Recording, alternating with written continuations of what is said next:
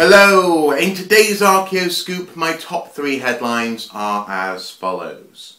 Headline number 1 comes from Jamestown, Virginia, where archaeologists have uncovered evidence of cannibalism amongst early settlers. It has long been suspected that the particularly harsh winter of 1609 forced British settlers in Jamestown to resort to cannibalism after they had retreated into a fort and eaten more or less everything else that moved. When their friends, family and community started dying off, they resorted to eating human flesh. This has been based on eyewitness accounts, and actual evidence has been fairly thin on the ground, and thus some people consider it to be, or to have been, almost like a folk story, almost like a myth. But now a skull and a shin bone have been recovered from a young woman, which appears to confirm the reports of cannibalism. Cut marks, fracturing, generally trying to get at organs such as the brain to eat them, have been uncovered. And the archaeologist who found them actually described it as being a bit of a chilling experience. That said, though, this isn't just a ghoulish find. A reconstruction of the young woman's face has been produced in order to put a human face on this story. And rather than being, as I say, a ghoulish spectacle, this is much more a record now of a real event, a genuinely harrowing event that those settlers must have gone through.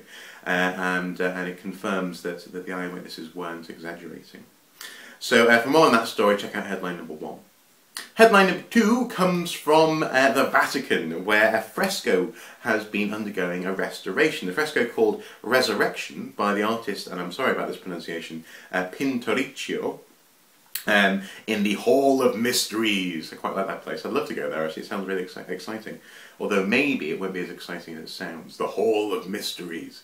Anyway, this fresco called Resurrection in the Hall of Mysteries has been undergoing a restoration. And during this sort of cleaning process, what they found actually may well be the earliest painted images of Native Americans. The fresco was painted soon after 1494, when Columbus returned from the New World and shared his diary, essentially his thoughts and observations with the world, with the Vatican. And these Native Americans are placed in the fresco behind a scene of, well, of the crucifixion, presumably, which leads into the resurrection, as the fresco is called. So anyway, that's kind of beside the point. This could be a really interesting find, being the first visually recorded images, I suppose, of Native Americans, even if they are based on someone's description. So a very interesting story, well worth a read, and that's headline number 2. Headline number 3 comes from Egypt, where a growing movement amongst the youth of Egypt is gathering pace, but also getting the attention of the world press. This story actually comes from the ABC news network, but actually I have been seeing this online for a while, or for at least a couple of months, where the youth in Egypt are actually gathering together using outlets such as Facebook, Twitter, so on and so forth, to highlight problems of looting and illegal or questionable construction projects in the vicinity of ancient sites and monuments. This particular story is with regards to a site where the first smooth-sided pyramids were experimented on, as it were, or rather the experiment to build them happened. And it's a really exciting byproduct, I suppose, of the Arab Spring. As much as Egypt is by no means rather sorted yet, as it were, you know, many people are very unhappy with the government that they're living under, or very unhappy with elements of it. This is a wonderful byproduct where young people are able to highlight, to question, to protest, and to share this stuff with the world. So I'll put the story, headline number 3, but also I'll put a link to the Facebook, or one of the Facebook pages linked with this highlighting of looting in Egypt.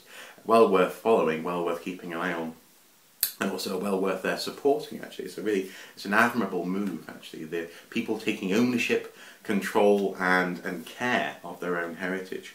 Great stuff. That's headline number 3, and as I say, the associated link.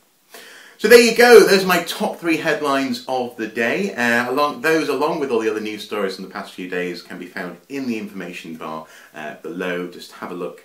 All the links are there for you to read to your heart's content. So yes, do take your time. There's plenty of very interesting stories.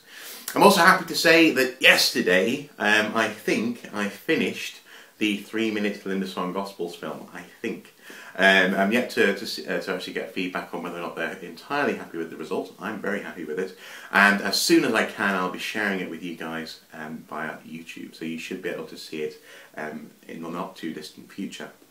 So as I say, that hopefully means that from now on I can get back into a more familiar routine here at Archaeoscoop on the YouTube channel, and I must admit I'm relieved. It's been an intense few weeks, I have to say, but well worth the effort actually. I'm very happy with the result.